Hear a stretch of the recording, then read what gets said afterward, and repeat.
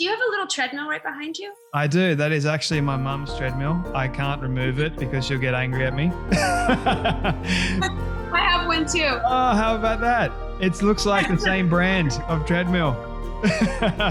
My goodness. How about that? Somebody walked in and they're like, interesting, a treadmill in your living room. And I was like, I don't know. I didn't know where to put it. It's not like my home. I watch like Netflix and walk on the treadmill. It's like don't worry, you're not the only one that has asked me about that treadmill. It's sort of like it's stayed there now for all my interviews for video. So it's kind of like, comes with the territory. It's over your shoulder, like, let me just tell you something. I work out. I try. Then I have to steer it to my mum works out, and then But anyway. I love it. It's great to have you here, Leslie. I was just telling Kendall a moment ago that I watched the first 2 episodes of Jupiter's Legacy. They sent it to you? They gave it me early access. I mean, Jesus, that's like getting like, the Pentagon Papers or something. They are very secretive about this. I was like shocked a little bit and also happy at the same time. I'm like, this is awesome. I mean, I hate to, now this is a terrible question. What did you think? And are you really going to be honest and be like, well, actually, I thought it was a piece of shit. You know what I mean? Like I'm glad you got to see it. So I'm a huge film nerd, if you can't already tell. Movie lover. I wanted to be a filmmaker. Now, from a filmmaker's perspective, it was very different to all the other shows that I have like experience in terms of superhero. But in what way? I love the story. Like that's what hooked me. What about the story hooked you? I love this. Now I'm interviewing you. What about the story hooked you? It was interesting how it went from, I don't want to give anything away, that's the thing, but how it just sort of goes from one era to the next era and it sort of ties. I think that's common knowledge. I think that's totally common knowledge that we go from like present to the inception. Yeah, so it's basically you're getting the behind the scenes look of their back story, and then you go straight to the future where they are now, and you're sort of trying to guess how do they become superheroes. Okay. Yeah. I have to tell you, I'm really excited because I watched some last night. I hate watching myself, and I was like, I'm not going to watch any of it. And Ben Daniels, who plays Brainwave, on the show, and I've become very good friends. We were up until 12:30 last night. Like I was laughing, crying, laughing, like wow, like pee your pants, sort of. I love him desperately, and we were talking about how much we really love. I really love I know when I was in a time where like it's like. If you don't like it, if you're not too hooked by like 1 and 2, then people turn off, and then 3 and 4, then there's all these algorithms and crap like that. But I have to tell you guys, like, and I'm not just saying this, episodes 5, 6, 7, and 8 are so good. They're so good. I mean, Ben especially has a scene in, I think it's episode 7, that is such a beautifully acted scene, and it's so like, and the way it's cut, I mean, there's a lot of stuff I really have to say to the editors in that, and the special effects, because when we were shooting it, I was like, how is this gonna work? And when it was written, when we were supposed to go to this one location, and this location is kind of this beast, but it was supposed to just be one sort of climate, if you will. And we couldn't, it was just became too hard. Like the schedule got jockeyed around, things, it's like any production, I'm working today. I was not supposed to work on a Saturday. Now we're working today. So I think any production, it shifts. So we couldn't go to like wherever we were going, this destination, which was always the pitch. We were going to go to some really exciting, exotic destination to shoot for at least a month for all this sort of in the past stuff. And I love, like, I'm a nomad. Like, give me a suitcase, give me a passport, let's go. I'll go anywhere. I'll like go to Tulsa. Like, I don't care. Like, I just love any adventure. But you say it's exotic and exciting, I'm in. And then for some reason we couldn't do it. So we ended up having to do it in Toronto. And I remember I was like, Ben, this is never going to work. Like, it's just never going to work. And it's so weird because suddenly it was like art and life were imitating. Ben's partner was looking at it and he was like, was that real? Was that weather shift real? And he goes, yeah, literally it was one thing happening on this morning.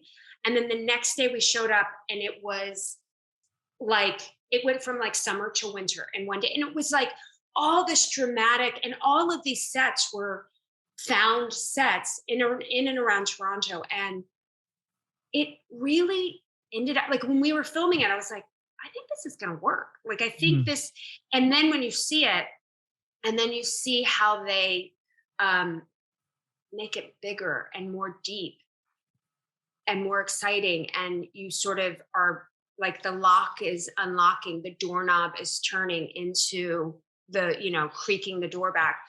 It's really, really exciting. And I felt like I'm really partial. I mean, I'm partial because I think the story gets really interesting. And if you like that part of because I feel like you haven't seen that part of it. You've never seen beginning and somewhat end, if you will, or, and new beginnings for others. Like, you never see that. You see, I mean, maybe they did it like in a movie, you saw Godfather and then you saw Godfather, Godfather 2. So like you went back in time and it was so genius, and you saw the, Marlon Brando's character, where he came from. But I'd never really seen that. And I'm not saying we're Godfather, but I'm just saying I'd never seen that with a superhero show. And 5, 6, 7, and 8 are really, the curtains pulled back. And it's so, I think it's real. I'm really proud of those. And I think you start to see, you start to understand what's happening. And and I think they did, like, the editors did some really inventive editing, which wasn't in the script. Like the way, like, you see stuff. I thought I was like, oh God, I hope everybody stays to watch those, because they're really good. It's hard in this era of like, people don't stick around. Nobody's got patience anymore. I know. Nobody's curious about what's next, what's around. Everyone's like, now. I mean, we phones, Instagram, likes, all of that stuff. So I hope people go old school and ride it out, because it's beautiful surprises and some lovely, lovely acting and some really fun stunts. And I mean, I'm partial to 6 because it was Lady Liberty's episode, and I have a really fun fight scene, which I love. And you sort of see the deterioration of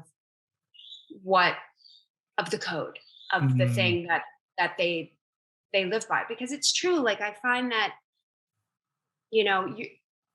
sometimes it's hard to keep that moral compass. Like, life is changing. Like, life isn't the way it was in the 20s, and it's not the way it was in the 60s. It's not even the way it was in like 2000s. Right. So there is a discussion about that, which I think is interesting. I mean, I think you could go into this and go deep. Oh, 100%. Yeah. So, and and then secretly I loved wearing all of those period costumes, those late 20s, 30s costumes. Our costume designer is this woman, Liz Wolfe. She's incredible. Like, she built those super suits, and again, I think mine's really kind of the best, but but I mean, I really love like Ben Daniels and Josh. I mean, they're just incredible super suits, and it's a real undertaking. And I don't know, you'll probably not, she created a language. So if you look at when you get to 5, 6, 7, and 8, not just that's sort of that. Look at our sleeves. Yes. And look at Josh's whole suit. She literally created a language that she had mapped out. So it's in the threading. I mean, she did such like every character, she had a backstory on everything. I mean, everybody has a backstory, but not to this extent. So if you look at like the fibers of my suit, there is like, it almost looks celestial. And it's this, and she's like, it's the language that sort of is created and which you really see in 7 and 8. And you'll see in perhaps drawings that Sheldon has. And they're embedded into the suits. So to me, every time I put on her costumes, there was a story within a story within a story. And when we went to the period time to 1929, 28, 29, 30, she just, the authenticity with which she strove for. I remember I came into my trailer and I have this scene in episode 6. It's a really fun scene. Grace is having a really bad day at work. I'll just say that. And it's like, she's, you know, I love it because she's like a woman in a man's world. So it feels very sort of current, like what's happening. And I love Grace's tenacity and her fever. And so I have to wear these stockings and all my underpinnings, which is what she kept calling it. And I was like, do you mean my bra and underwear? And she's like, yeah, those are your underpinnings. But all the underpinnings were period. They were from 1929. And so I had these like stockings and your stockings had garters and like a whole thing. And I opened a box that was from 1929 and I took out these silk, beautiful stockings.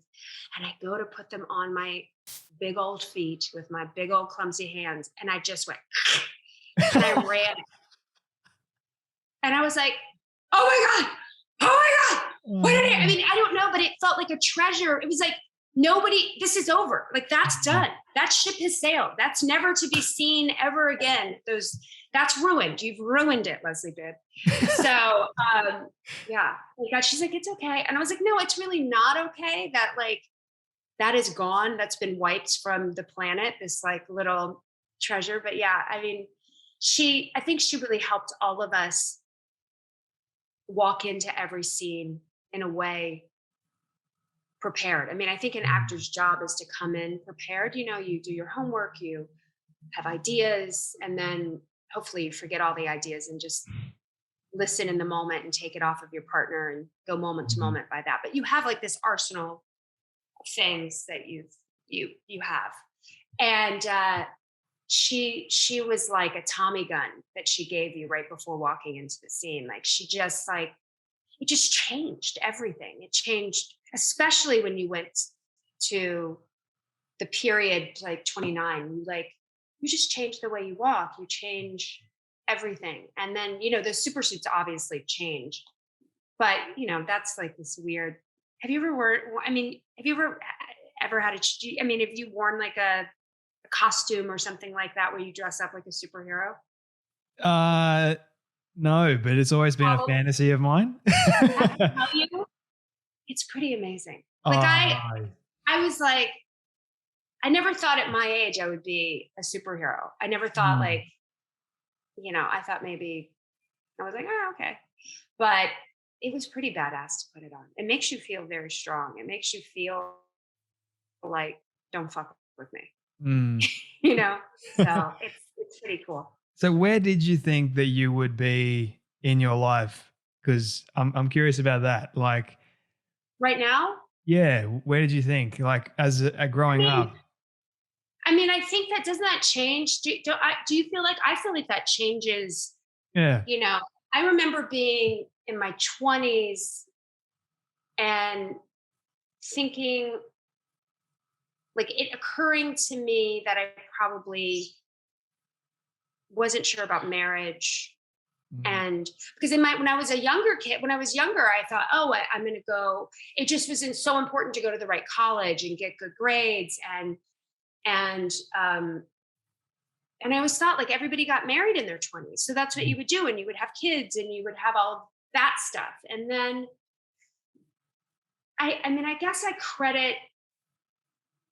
I won this contest when I was 16 on Oprah Winfrey. And it was this modeling contest, which whatever but it what the bigger thing it did was it opened New York City to me. And I mean, I lived in Virginia, which isn't that far from New York, but it's not really where we went. It's like our family, it wasn't like we were like, oh, we're going to go to New York and see theater. I didn't grow up with that sort of thing. I grew up riding horses, and my mom was working. My dad died when I was a kid. So it wasn't like this thing that we did. And that sort of world I wasn't hip to it.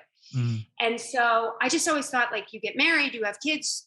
But I remembered, I was like, I want to work. I don't want to just I want to always work. Because my mom always worked. And I was like, I need to take care of myself and work. And I'm going to have kids, but then I'm going to be able to do both. And I can do everything. My mom did everything. And then in my 20s, starting to act and starting to have, I guess, some success. And then realizing, like, I don't know do I want to get married? Mm. And then I did get married. And then a year later, I got divorced because I think I realized I didn't really want kids. And that was a big epiphany. I mean, I'm even still sort of hesitant to say it because I feel like people are going to think I'm a monster. But I think something struck me that my mom was always working because my dad died. She had 4 girls. She had to work, and she loved her work. And, I think there was a price paid for her working and giving us a nice life. But I think there was an epiphany that, like, oh, you can't, like, this idea that you can work and be a good mom and be a good friend and advance sort of like yourself as a person with, like, there's just not enough time. It's just not enough hours in the day. Something has to be sacrificed. Yeah. And I think in my 30s, when I started to go to therapy and I really started to look at it, and I started to go, it was very scary to say I didn't have the chip to want a kid. I remember some woman once saying to me, like, why don't you have babies? And I said, I just don't. I said, it's not really my thing. And apologizing for that, which is crazy. I should be able to say, it's my life choice. But she said, you're not a real woman until you have a baby. And I thought, well, that's really shitty, because what if I couldn't, like, I didn't tell you, I didn't expand, like, maybe I couldn't have children. And maybe, I mean, I don't even know if I could have, like, but just this idea that, like, I'm not a woman unless I have a kid was crazy to me. And I think I realized, like, I really did wish that my mom had been around a little bit, like when I was a kid. And I think that the mother I would want to be would be there, and I understand that my mom was doing the best she could, but I think who the mother I would want to be would want to be around all the time. But then I'm terribly in love with my career. So it's like, there's a rub, right? Like, I was like, it's hard. It's like, and I think, you see, like, certain actors, like, I remember, like, Brad Pitt and Angelina Jolie, like, reading a story about them, and they're like, they take a job, every other job goes to them. And I was like, well, that's luxurious. That's not how most people, like, can live their life, So I'm always I think it's really cool when I watch actors who have kids and do it all. I don't think I don't have that chip. So I think, like, in my 30s, it was being okay with wanting a career, and being okay with saying, I don't want kids, and being okay with that, and just trusting, and being okay with, like, I don't really want to get married again. I did it. I didn't do it great. And then, I have this amazing partner, and he feels the same way I feel. So it was, like, so kindred to find somebody who there's a real freedom, because oddly, I feel so tethered to Sam. Like, I do feel married, and I do feel like, I do have this. So in this weird thing of like embracing not doing something, it kind of, you know, and I think maybe even, I mean, maybe if I looked at it like, I'm sure that was, you know, having lost my dad as at 3, that probably had something to do with, you know, not wanting Mm. to sink in deeply. Like, you know, marriage is so scary. You know, I saw my mom sort of crumble, but now, even though I'm not married, I feel if something happened to Rockwell, I don't know, I'd be in shambles. I Mm. don't, I can't even think about that. But so I don't know. I think there's a nice rhythm I found now, you know, as you hit 40s. I was talking to somebody and I've been really thinking about age. Mm. And I remember reading this article in the New York Times a long time ago. It must have been around Christmas. And I think it was the Times. And they were talking about something like New Year's Day was coming up and how there's a lot of birthdays on that day. Because, like, when refugees come into America, they don't really know their birthdays. They're from places where they're not like, it's January 1st. You know, you were born October 6th, 1986 or something. And so because they don't know their actual birthday, they just give them a January 1st birthday or something. Mm. And that they said, you know, that when they said, what year were you born? They were like, I was born in the year of the flood, or I was born in the year of this. And it got me thinking, like, how old would you be if you didn't know how old you were? And like, it's so strange. Like, and when I close my eyes, I think sometimes I go between feeling like I'm 15 and then feeling like I'm in my 20s again. You know, I hope I'm smarter than when I was in my 20s, but like that curiosity feels like something I really want to hold on to, Mm. because like that's, I feel like the discovery of, like, you know, it goes so fast. And I, as corny as it sounds, I feel really lucky to be where I am and to still have, I think, a pretty great career and have a great love and to have great friends. And so I don't know, it's pretty nice right now. And I feel pretty comfortable Mm. in where life has led to at this moment. You know, I You mean, don't feel life's like funny. Yeah, it can change like that, right? Like tomorrow I could be like, you ask me this and I'm like, it's in shambles. you don't But feel like right now, anything's missing at all? You don't feel like anything's missing at all in your life? maybe one more dog. Um, Yeah. I would like some more dogs. I love a pooch. Um, no, I feel like what missing right now is I miss Sam and I miss my dog. And um, I mean, I think I could always, there's a difference in like wanting to learn more and that, and there's that stuff. But like, I think I feel confident with where I'm going, because right, it's in like, I feel like I feel I feel okay. I mean, I'm so curious, where is that all gonna, you know, go? But yeah, it feels interesting. I mean, there's something like going back to the show, it's like you really get to see that. You see these people sort of possibly at the end of their lives, Mm. and then you see them at the beginning, and you know, they're so different when they're at the end of their lives to at the beginning. And my mom just passed away a couple of years ago, and it Mm. really, I remember thinking about her life and how she changed and how fear came in. You know, it's really hard to live fearlessly. Mm. And I think it's a really important thing to do. It's hard because times are hard, and you're, you know, we're in a pandemic, and it's like Yeah. there's a lot of roadblocks. There's a lot of So change too. a lot of change, right? And change is scary. Mm. And I remember thinking, as my mom got older, when change would happen, she sort of hunkered down, just desperately hunkered down.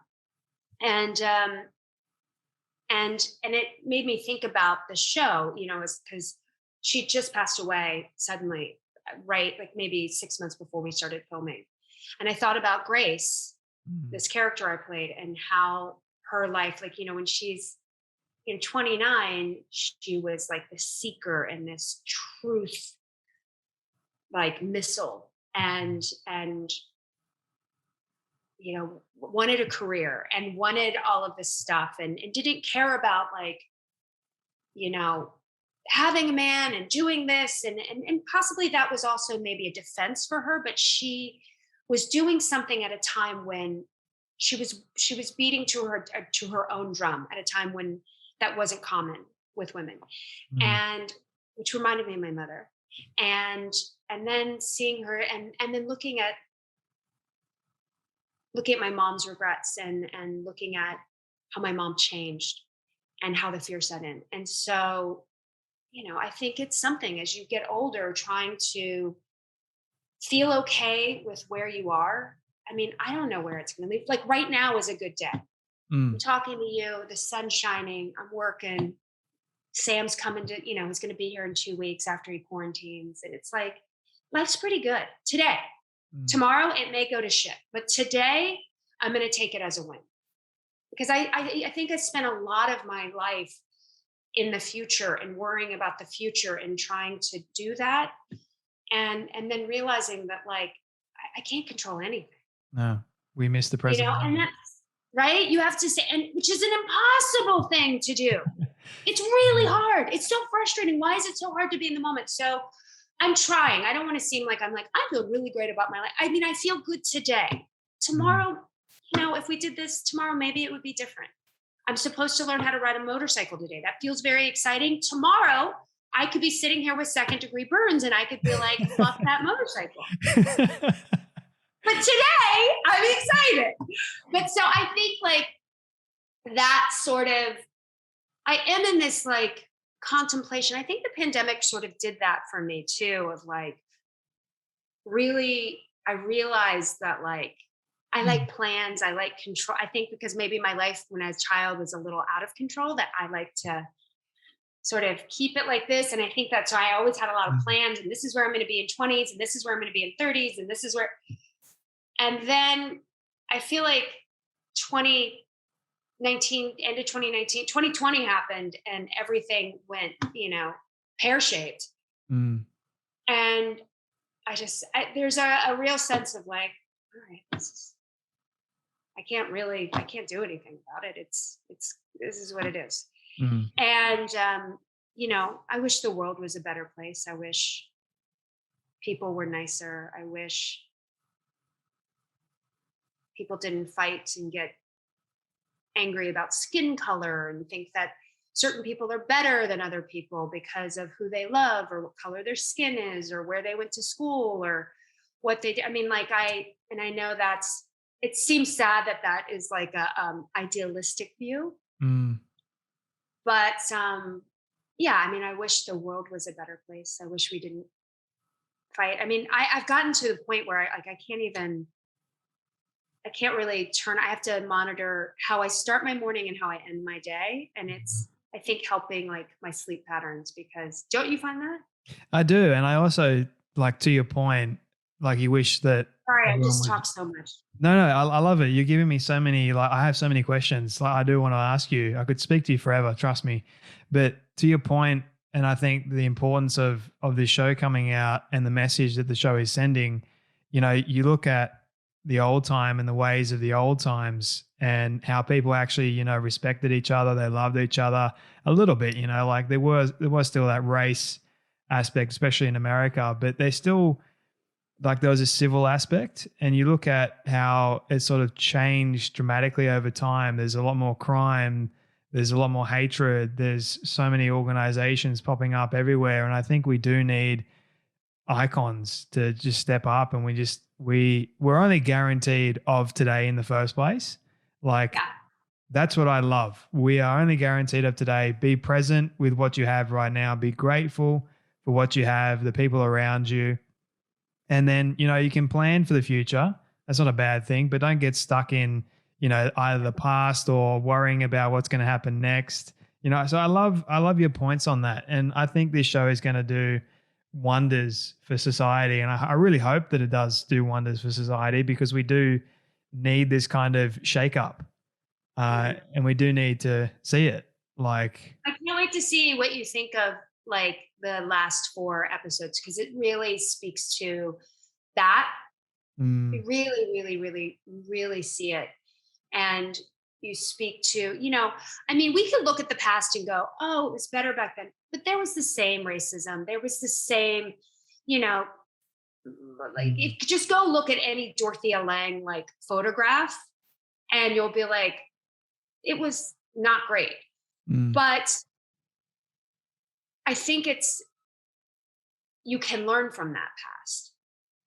And when you see people who in that time were trying to rise above and do something better and not take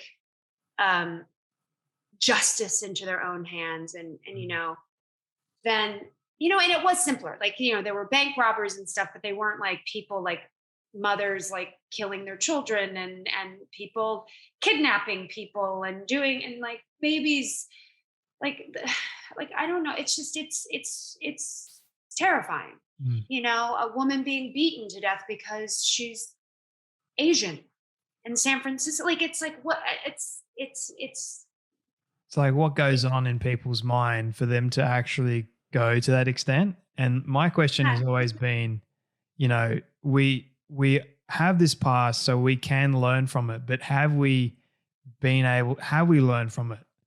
Because you see, I don't know. Have we learned from it? That's the big question.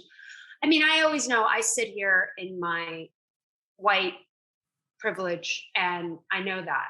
And I always just am constantly asking my friends, what can I do? Because it's like, to be of service. And I think it's starting to change. I think if like we change our minds now, if there's like that reverberation, if that's like, racism is taught, like it's not like you're not born. It's not like a gene. It's learned. Yeah. It's learned. And then your sexuality you're born with it. And it's okay. Like, so like if we can teach our children to love and if we can teach them to judge less and love more and stay curious and stay in the solution versus the problem. I mean, it's idealistic. I mean, I think in a way that's like sort of a throwback to the beginning of the show when they idealistically were looking at changing the world. Yeah. And so, I try to stay there because I feel like I don't want to be jaded about idealism because it's all we've got. It's the only anchor. I mean, it's the only thing I can tether to stay afloat, but that if we stay in that idealism, it's I guess it's the only place I can try to be and hope for, kids changing the world. Maybe that's like my only regret. Like if I'd had a kid and I'd put a good one into the earth, but then that's no guarantee, like what if you you just get a rotten one, but no, but no, I think you would have made a great mother.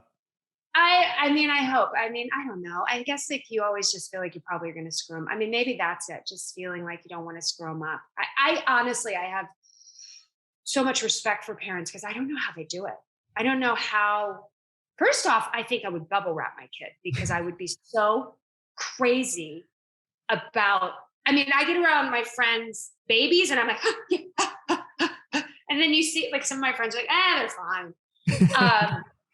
They're fine. But, I have friends who are really good parents. And so it's so cool to watch them sort of stick it like a Russian gymnast. Like they really like do such a great job and their kids are so cool. And so, but I think, my friends are doing that. Like my friends are putting good nuggets out into the world and who are going to change, because it's really what's going to change. And maybe because there's more of a dialogue now, right? Yeah. It's more, we're talking about it, and there's a conversation and there's an awareness around it, that it will change. Mm.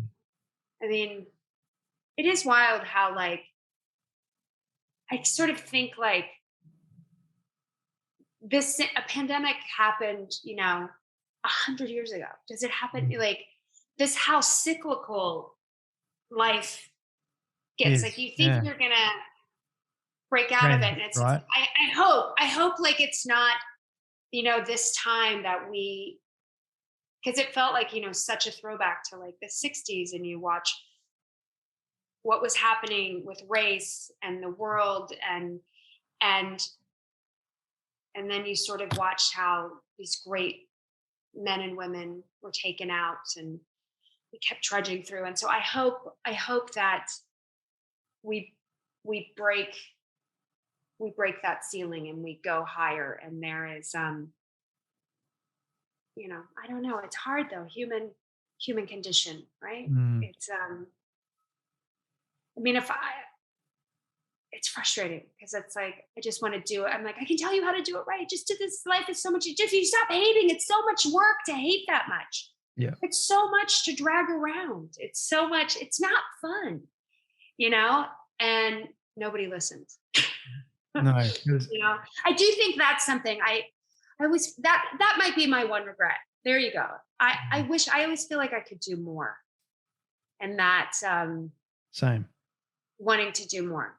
Mm. And there's so many things there's so much, I But then feel like I watched, like, I have one girlfriend, her name's Silky, and I watched, like, mother, two kids, in pandemic, and just, Mm. she's very crafty. She's very stylish too, but she's very crafty. And like, is somebody who can pull like a rabbit out of a hat. Like, she's got a real shine to her. Mm. And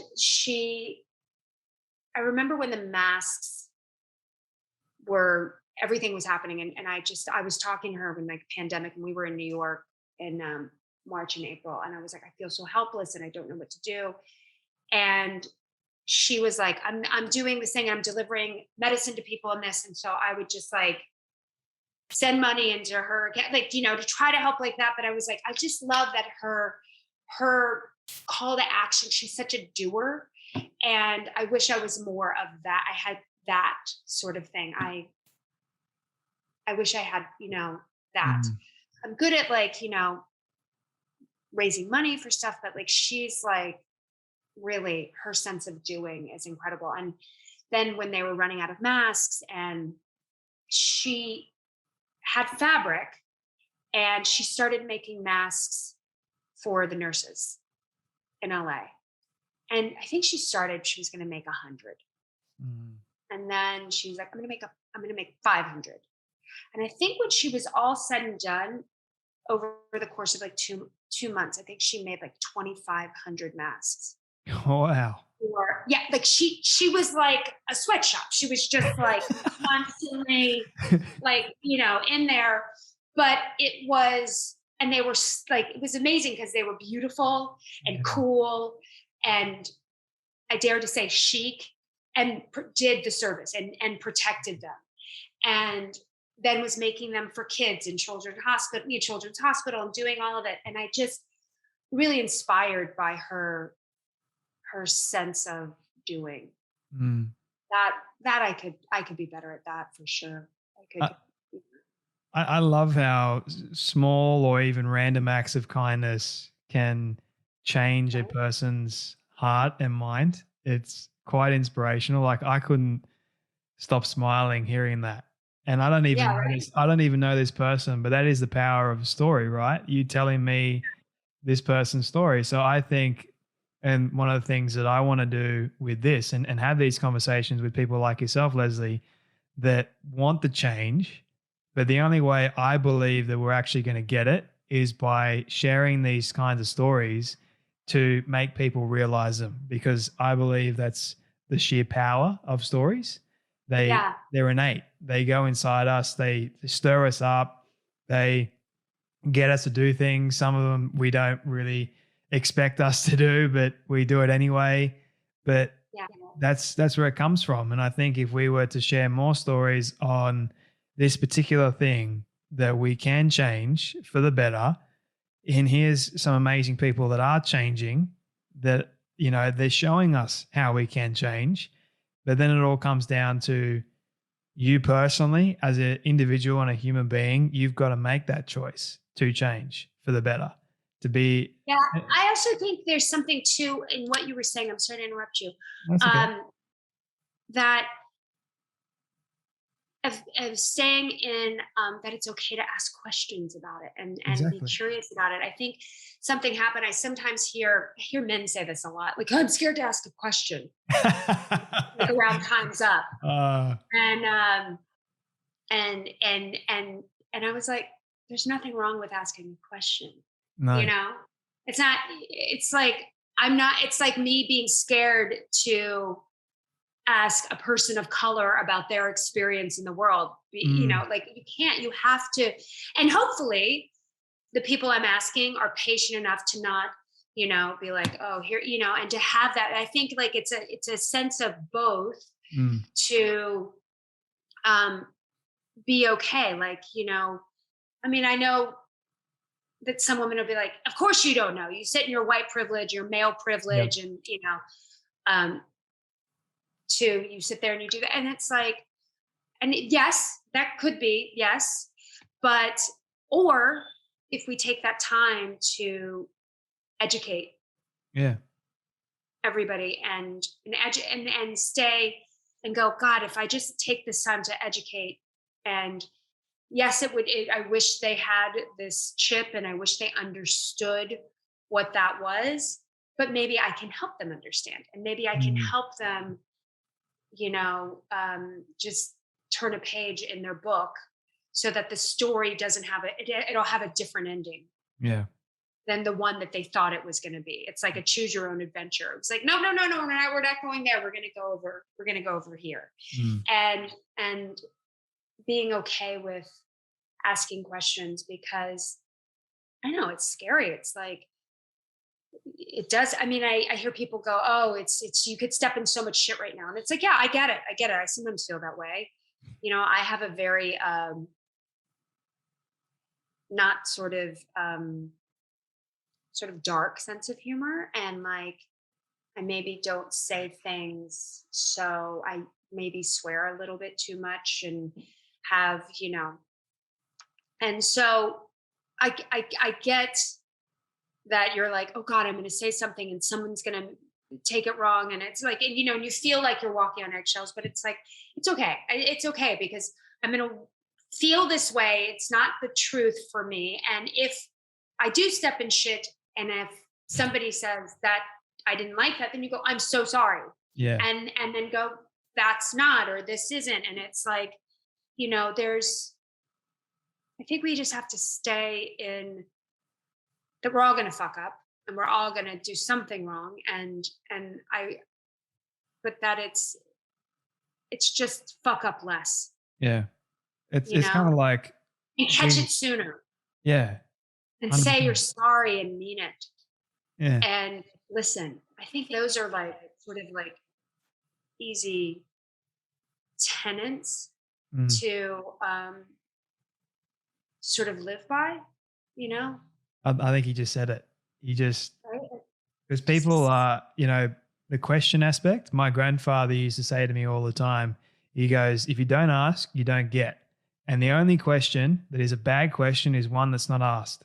So don't be afraid to ask a question, even though you may think that it is the worst possible question, you're going to offend someone. He said, just ask it. And he's like, if you end up in a massive disagreement with somebody, he said, stop, take a breath, relax. It's going to be okay. Ultimately, go back into your corner, so to speak, and then really understand.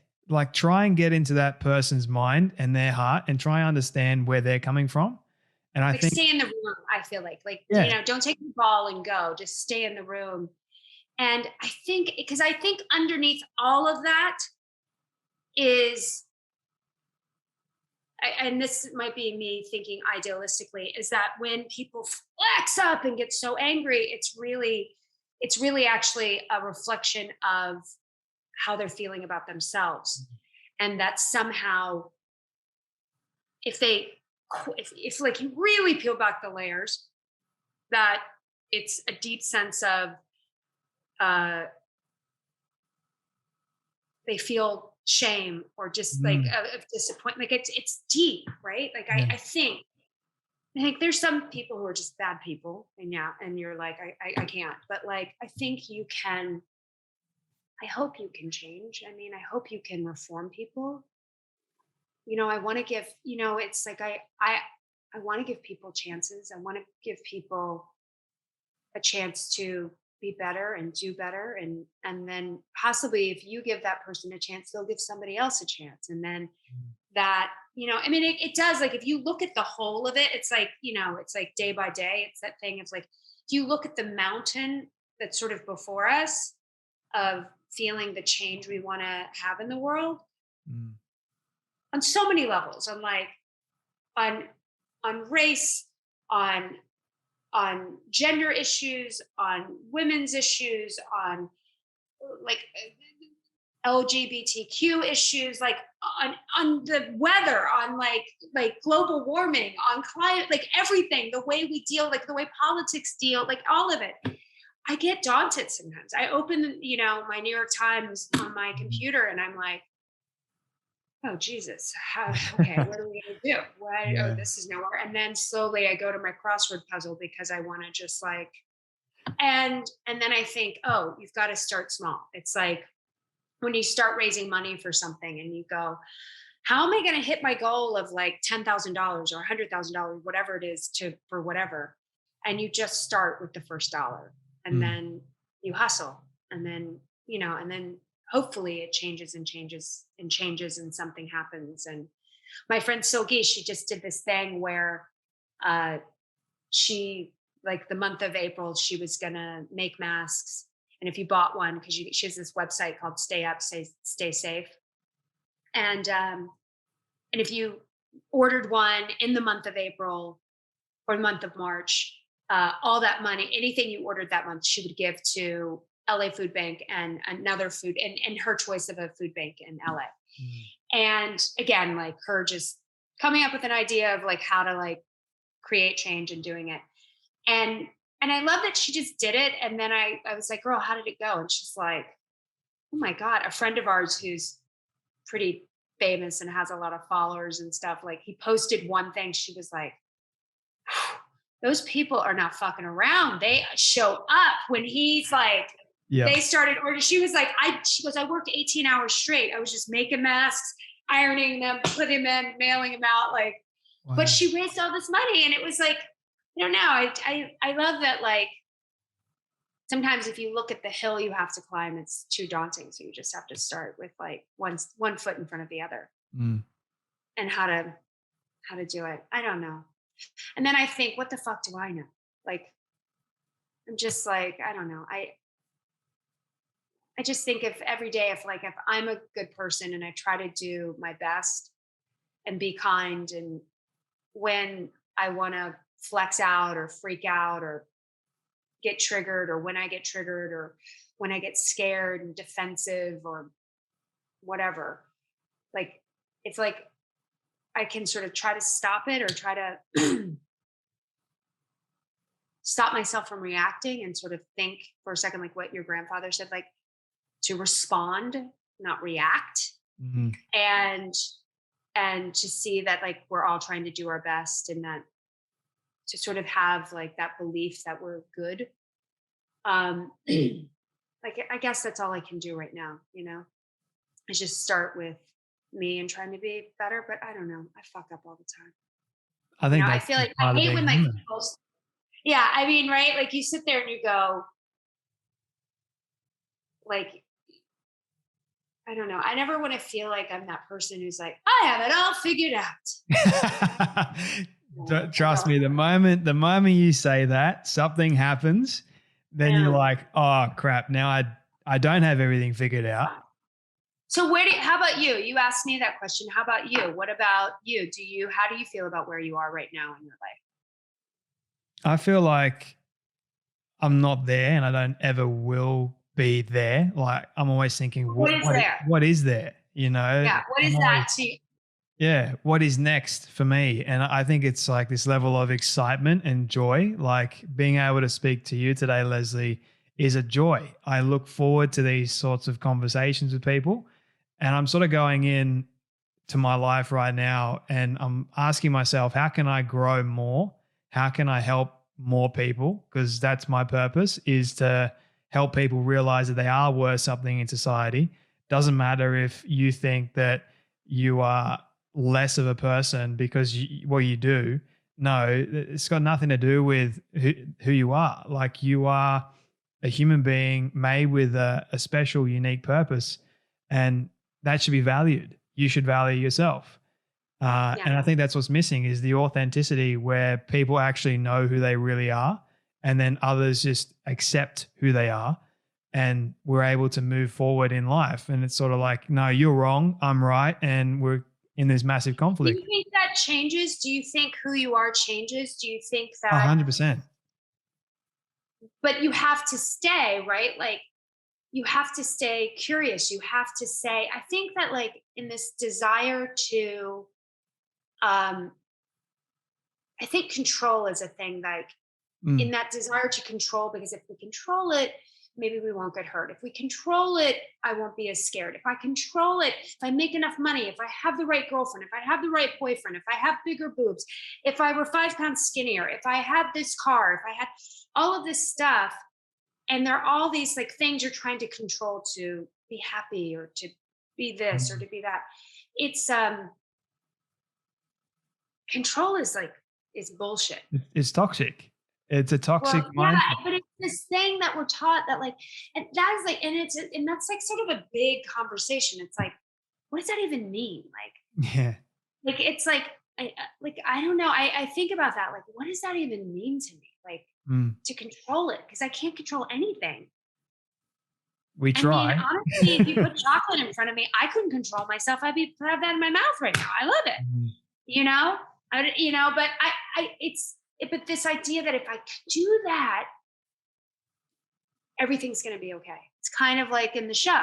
If the utopian can do this, everything's going to be okay. And this is, that's you got. It's like that Bruce Lee thing. You got to be be water, like water, like water, like water. Yeah.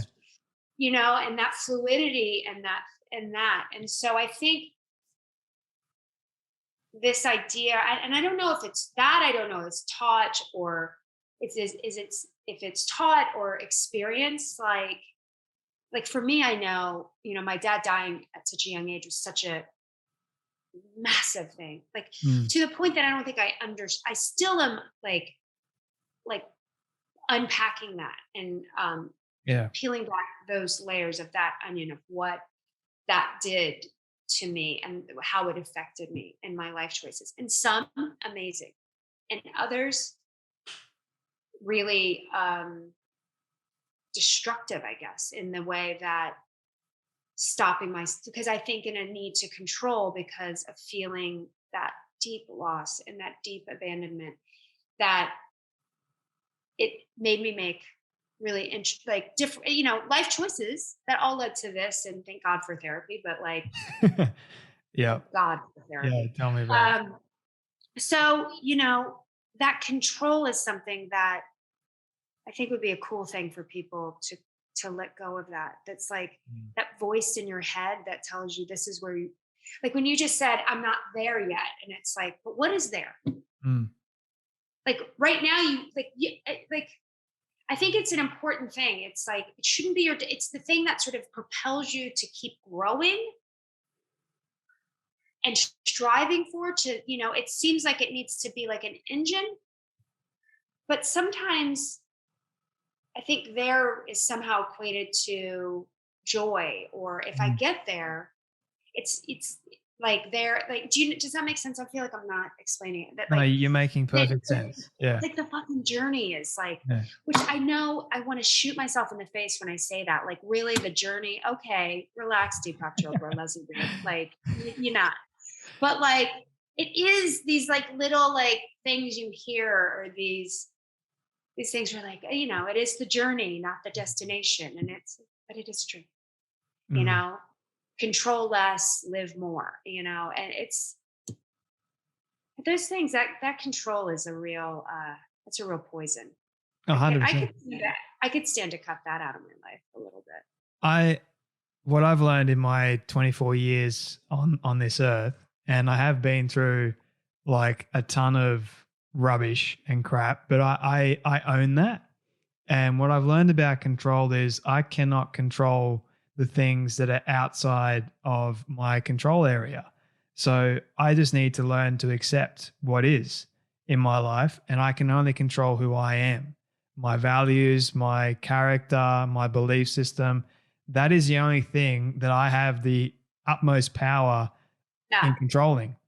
And how you respond to that, right? Like how you react, like your response to when that is. It's when trauma comes into your life or negative experiences happen, it's like, how am I going to react to this? Am I going to go and wallow in self-pity, or am I going to rise above it?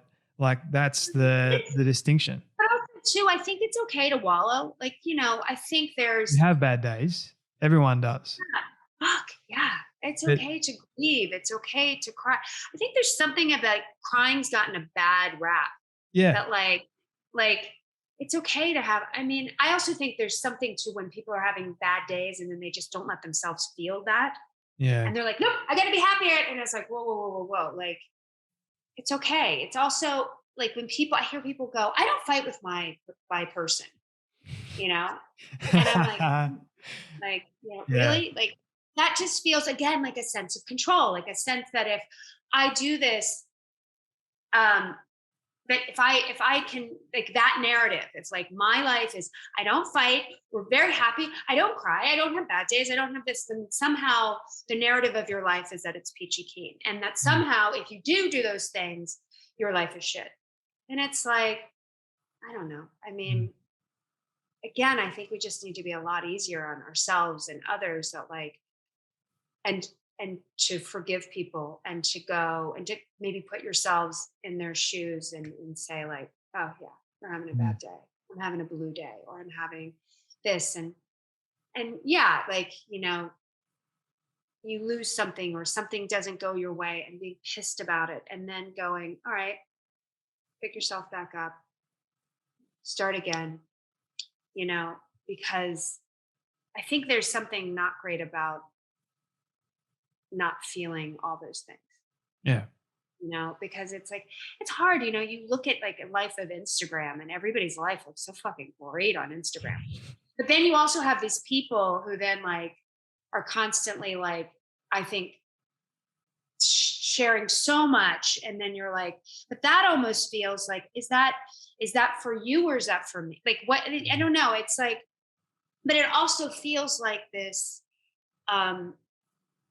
slippery slope of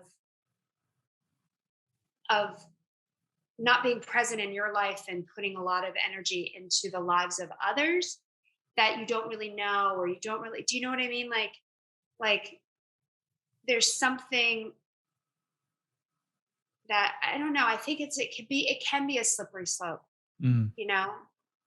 it's wonderful in a way. And like FaceTiming and all of this like immediate thing, there are wonderful aspects of it, but I think, for people, like go easy with the comparing to people in a time of like Instagram and filters and stuff like that. Somebody was saying something to me, like, I didn't even know there's like something called like Facetune or auto tune. Like, I don't know what you can like, I don't know what it's like some app that you can have that can like make your face look different. Yeah, my goodness. And I was like, wait, you like not like a computer? Like to me, I was thinking like that has to happen in like Photoshop it. Photoshop it. like totally like dating myself. I'm so not techno. And I was like, wait, I can go in and it's not like an IG filter where I make myself have big eyes or have like a crazy, they're like, no, you can like tune your face. And I was like, You can see how that's it's dangerous. subversive too. Like, I'm going to change my face. I mean, listen, I definitely take a photo on Instagram and then go, let me take another one. But like, I think that when you start getting a little, You get bogged down in it and you start really thinking about, okay, I don't look so good. You know, people aren't going to like this. You start thinking of, once again, all the what ifs, but you don't actually know if that's going to be the case. But yeah, you just make it or worse that for yourself. somehow, you know, like I always worry that like sometimes, you know, I love Sam so much. And so sometimes I'll post about him.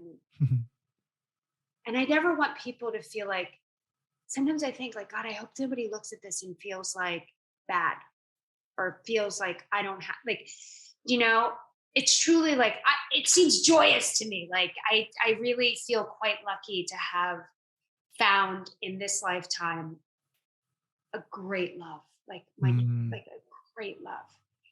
And I just like I just love him so much and feel really lucky. And but I sometimes like in my head I was like, God, I hope nobody looks at this and then feels shitty about something about them, because it's like, let's be clear, like I love him, but we fight. You know, I love him, and sometimes he wants to chuck me out the window. Like, you know, like it's not like, you know, I mean, Rockwell and Scorpios, like we feel everything, you know, we got an opinion about everything.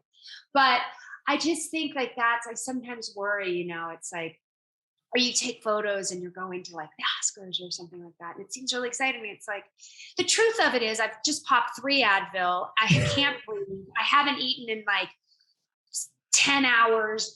And every time I stand up, I get lightheaded and I'm scared. Like, it seems really cool. It looks really cool, but inside I'm scared. I'm scared of like people judging. I'm scared of, you know, and it's like those things, like they seem really fun, but terrifying.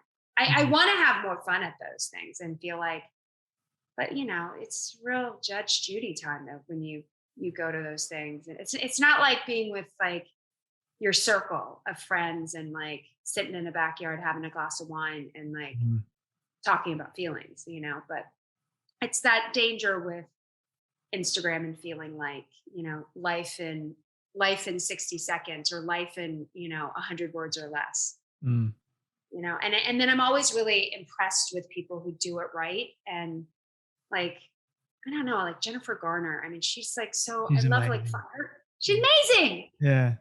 Like she just makes it look so good. And she's so nice. Like, and like, I don't know, she's like, I feel like she's a unicorn a bit, you know? And there's certain people like, I think like Taraji P. Henson, like I love following, like she does it so good, you know? You know, they do it really good. And there's something about what, you know, you feel inspiration. Or I started following this cook and like, she seems really like authentic about when she's talking about her kids and, you know, and she's talking. So there's something like, I just always hope like in this world of that and like having to do that I don't make anybody feel, I strive to be like some of those people who do it pretty darn good, you know? Well, you are amazing yourself. You kind of remind me, you're a toss between Jennifer Garner, Taraji P. Henson, as well as Kirsten Bell. Kristen Bell. She's another one who does it really, like she's so authentic and honest and like really, again, does it right. Like, you know, so. Can I ask you one final question? Yeah. This is my all-time favorite question. So I ask everyone at the end, but I want you to imagine with me for a moment. It's a hypothetical one that you've been able to reach the age of 100. All your friends and your family have decided to put together a film for you of everything you've ever said and everything you've ever done. Don't ask me how in the world they got it all. We'll call it magic for the sake of argument. But they've been able to get it and show it to you on your 100th birthday. What do you want that film to say and to show about your life?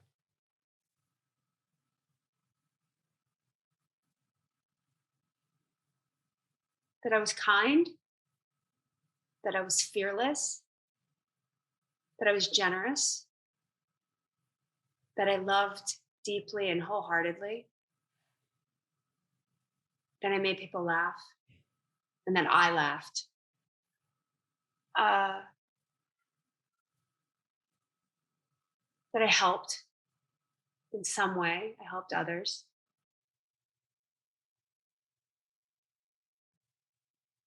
It has a lot of dogs in it. I love dogs. Good. And maybe some horses. That I was a good friend. That I was a good listener. I was kind.